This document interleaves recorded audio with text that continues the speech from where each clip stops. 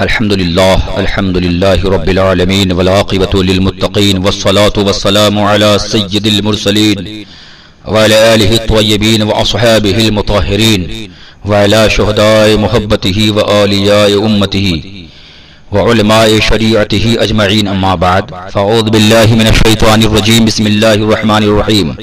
يا أيها الذين آمنوا اتقوا الله وكونوا مع الصادقين. صدق الله العلي العظيم وصدق رسوله النبي الأمين الكريم ونحن على ذلك لمن الشاهدين والشاكرين والحمد لله رب العالمين. اللهم صل على سيدنا شفيعنا حبيبنا بارك وسلم صلاة وسلام عليك يا رسول الله صلى الله تعالى عليه وسلم. حضرات محترم، ایک حمایتی نے مفتی نظام الدین کے فتوی کمزور دلیل کی طرفداری کرتے ہوئے ایک تحریر جاری کی. ان کے فتوی کو تقویت دینے کے لیے لکھا کہ دنیا کے اکثر ممالک کی مسجدیں بند کر دی گئی ہیں. خود سعودیہ میں 8,500 مسجدیں بند ہیں. مفتی نظام الدین کے فتوی کو تقویت دینے کے لیے ایک حامی نے یہ تحریر کیا ہے. حضرات محترم، یہ بیان کر کے کیا ثابت کرنا چاہتے ہیں؟ کیا اس سے بلا وجہ شرعی دروازہ بند کر کے جمعہ پڑھنے والے مسئلہ کو قوت ملے گی؟ اور پھر سعودیہ عربیہ کی حکومت کی بات کرنا اس مقام پر لایانی ہی نہیں بلکہ نہایتی درجہ کی بیوقوفی بھی ہے.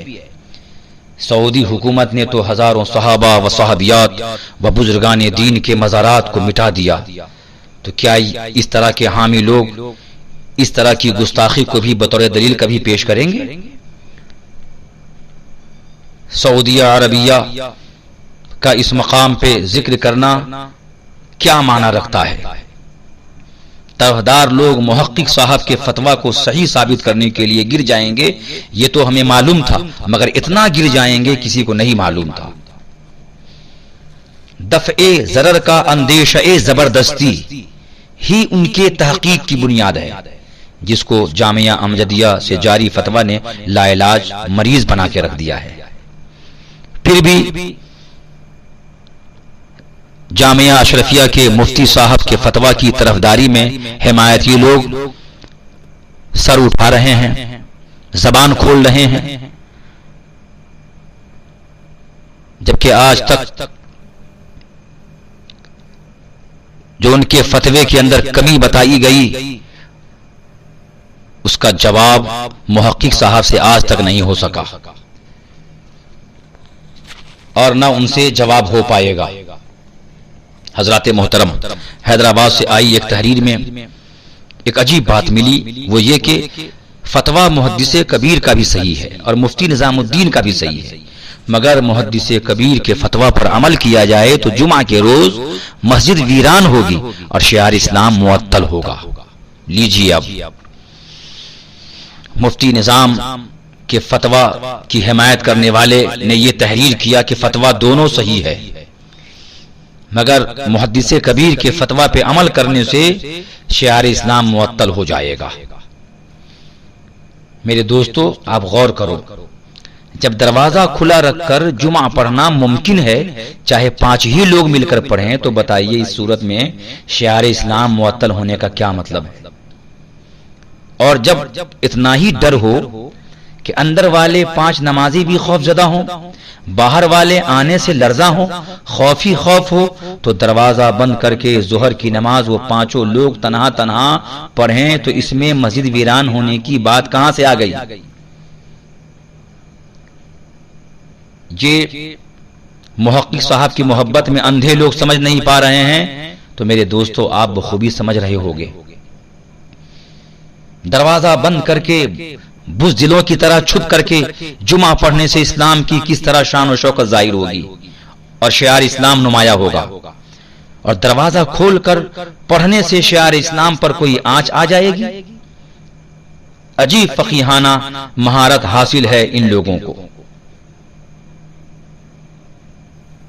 لگتا ہے کچھ لوگوں کی کھوپڑیاں الٹ گئی ہیں.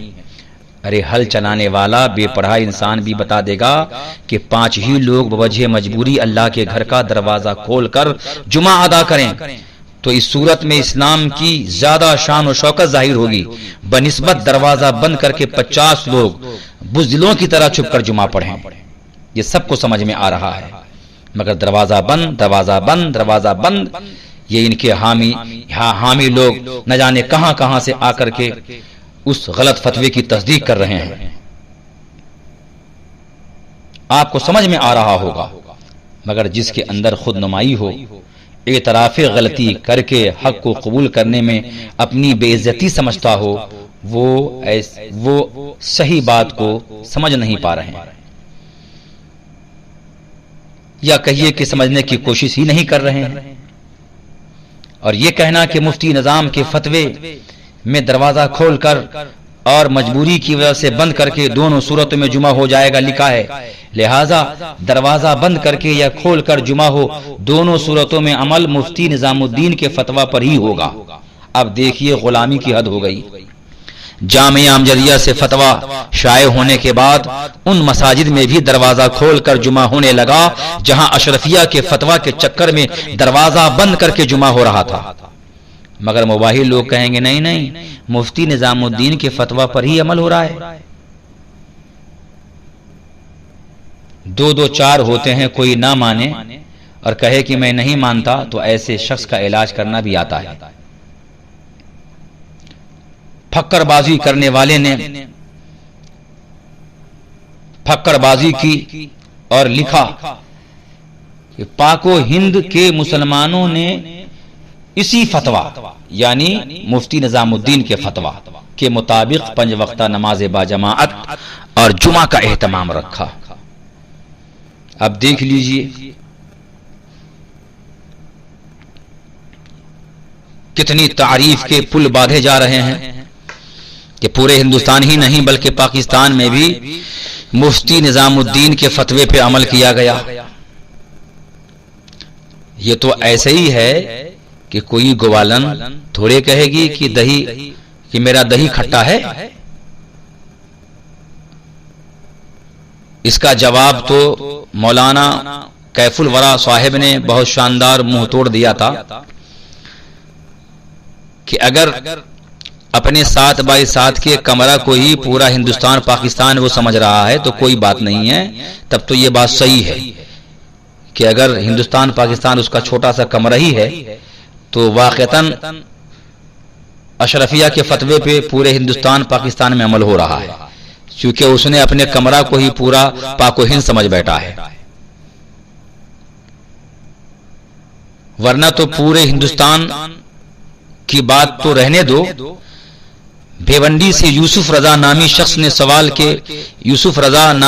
کے سوال کے جواب میں آپ لوگوں کے محقق نے جواب تحریر کیا تھا. فتویٰ منگانے والا خود اپنے یہاں کی مسجد میں اس فتویٰ پر عمل نہ کرا پایا. عمل تو دور کی بات ہے، کمیٹی سے نکال دیا گیا. اور تو اور خود مبارک پور میں اس فتوے پر عمل نہ ہوا. اور بات کرتے ہو پورے ہندوستان اور پاکستان کی، پوری دنیا کو معلوم ہے، بتانے کی ضرورت نہیں ہے. تم جیسے ہزاروں مفتیوں محققوں کے ہزاروں صفحات کے فتوے پر حضور تاج الشریعہ بدر الطریقہ رحمہ یا حضور محدث کبیر کا 2-4 سطر کا فتویٰ بھاری تھا اور بھاری ہے اور بھاری رہے گا. اس زمانے میں حضور محدث کبیر کے فتوے کی وہی حیثیت ہے جو حضور تاج الشریعہ رحمہ کے زمانے ظاہری میں سرکار تاج الشریعہ کے فتوے کی ہوتی تھی اور آج بھی ہو رہی ہے. حضرات محترم، کسی نے یہ دعویٰ کیا ہے کہ جیسے جیسے لاک ڈاؤن کا زمانہ طویل ہوتا جائے گا ویسے ویسے حضور سراج الفقہا کے فتویٰ کی اہمیت بڑھتی چلی جائے گی. دیکھیے حامی لوگ کیا کیا کہہ رہے ہیں کہ جیسے جیسے لاک ڈاؤن بڑھے گا، زمانہ طویل ہوگا لاک ڈاؤن کا، تو اشرفیہ کے مفتی سراج الفقہا کے فتوے کی اہمیت اور بڑھتی چلی جائے گی. یہ بات تو من کی شانتی کے لیے ٹھیک ہے کہ من کی شانتی کے لیے، دل بہلانے کے لیے یہ لوگ کہیں، ورنہ حقیقت دنیا کے سامنے کھل کر آ گئی ہے۔ جہاں جہاں جامعہ امجدیہ کا فتویٰ پہنچا یا اطلاع وہاں ملی کہ حضور محدث کبیر نے فلاں فتوے کی تصدیق کی ہے اور فلاں ادارے سے یہ فتویٰ جاری ہوا ہے، وہاں وہاں حق پسندوں نے اس پہ عمل کرنا شروع کر دیا۔ اور جن کو اندھی محبت ہے محقق صاحب سے، ان کی تو ہم بتا نہیں سکتے کہ کیا کر رہے ہیں۔ اور سنیے، غور سے سنیے، مفتی شمساد صاحب کے فتویٰ کی تصدیق حضور محدث کبیر ممتاز الفقہاء نے فرمائی۔ اس تصدیق کے بعد میں اس تصدیق پر ایک جاہل بلکہ اجہل نے تنقید کرتے ہوئے یہ کہا، ہے نا کمال کی محدثانہ فقیہانہ بصیرت و ادراک۔ اللہ اکبر۔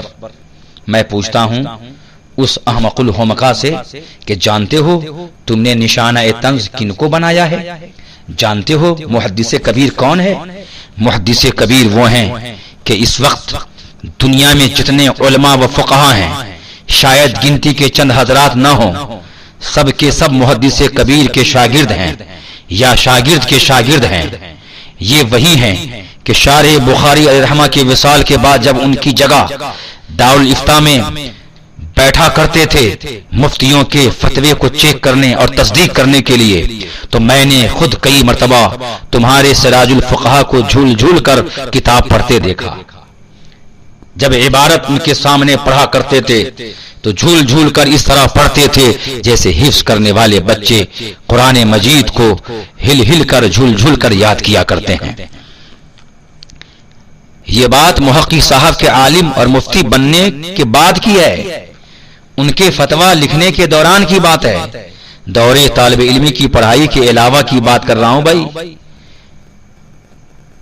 جن پر تمہیں بڑا ناز ہے کہ محقق عظیم ہیں، فقیہ اعظم ہیں، فلاں فلاں ہیں، وہ ان کی بارگاہ میں اس طرح سے فقہ کی کتابیں پڑھا کرتے تھے۔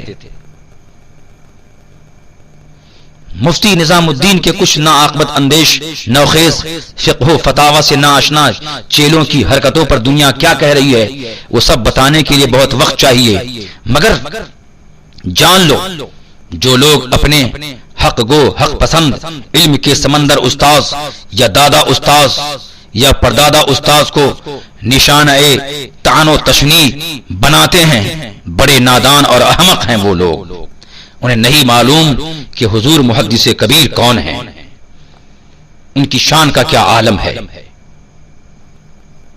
نظر آتے ہیں جتنے ہند میں دریائے علم و فن، نظر آتے ہیں جتنے ہند میں دریائے علم و فن، ملا ہر ایک کو قطرہ ضیاء المصطفیٰ کا ہے۔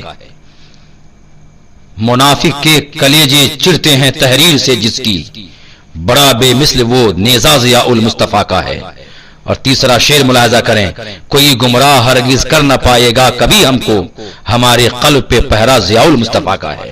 تم نے کیا سمجھ رکھا ہے محدث کبیر کو، جن کو تم دنیا کا سب سے بڑا محقق اور محقق جدید سمجھتے ہو، وہ انہی کی بارگاہ میں باادب بیٹھ کر عبارت پڑھ پڑھ کر جھول جھول کر کے تعلیم حاصل کرتے تھے، اور شرم نہیں آتی ان کی بارگاہ میں بے ادبانہ کلمات کہتے ہو؟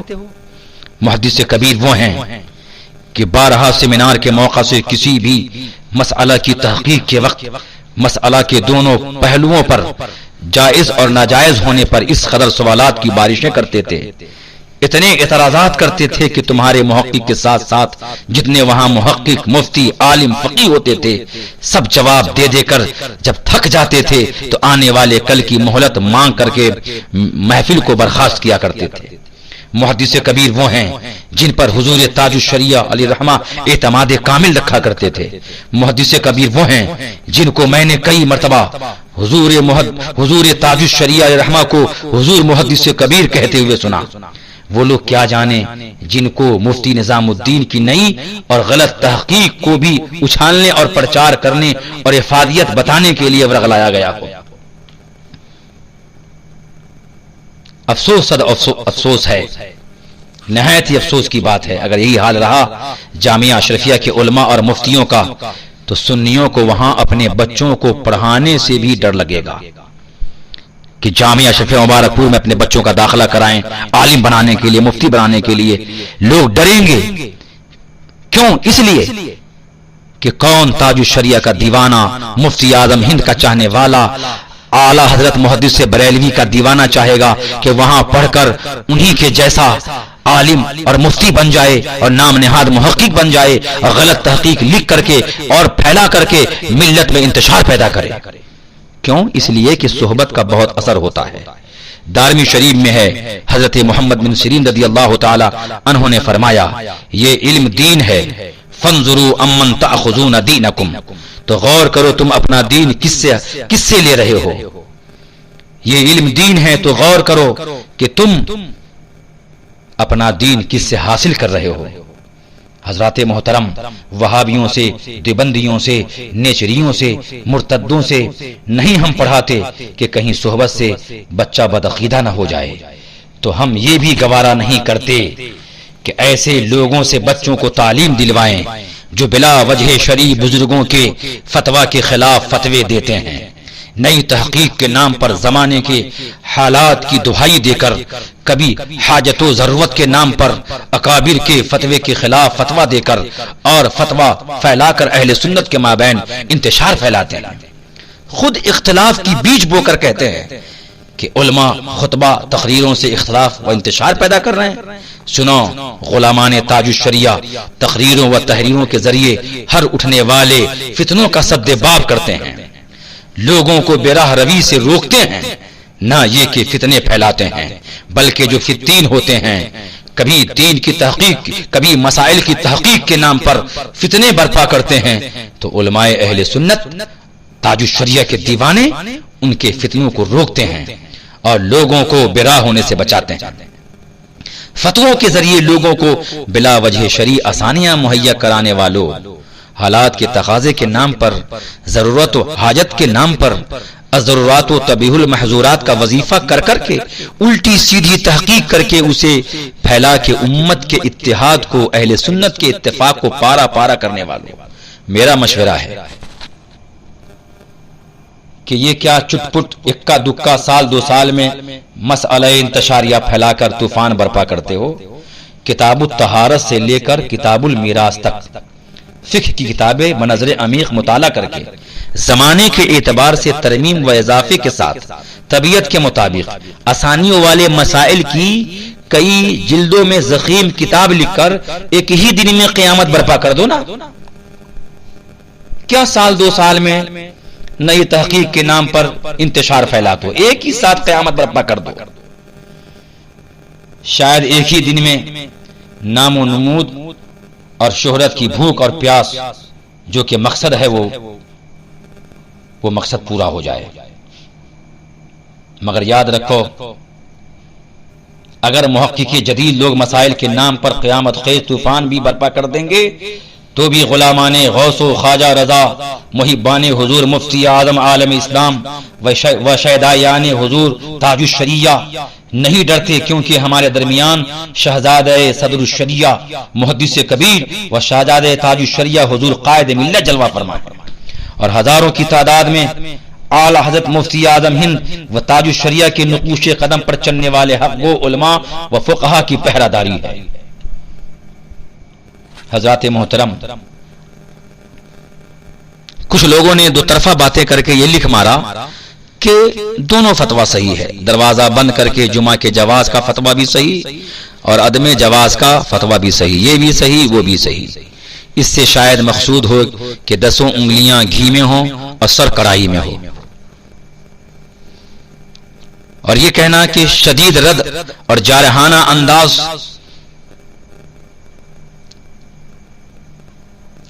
کہیں سے قریب تو کہیں سے دور کر دے گا، تو اس پر عرض ہے یہ تو بہت اچھی بات ہے کہ اگر ایسا ہو جائے تو ایسا ہونے سے تو 100,000 بار اللہ تعالیٰ کا شکر ادا کرنا چاہیے کہ اس نے سچ چھپانے والے، اہل سنت میں انتشار پھیلانے والے، امت کو لڑانے والے علماء و نام نہاد فقہا سے دور کر کے حق گو حق پسند علماء، صحیح علم دے کر اکابر امت کے طریقے پر چلانے والے فقہا، اسلاف کرام و بزرگان دین کے نقوش قدم پر چلنے کی ہدایت کرنے والے پیران اعظام سے قریب کر دیا۔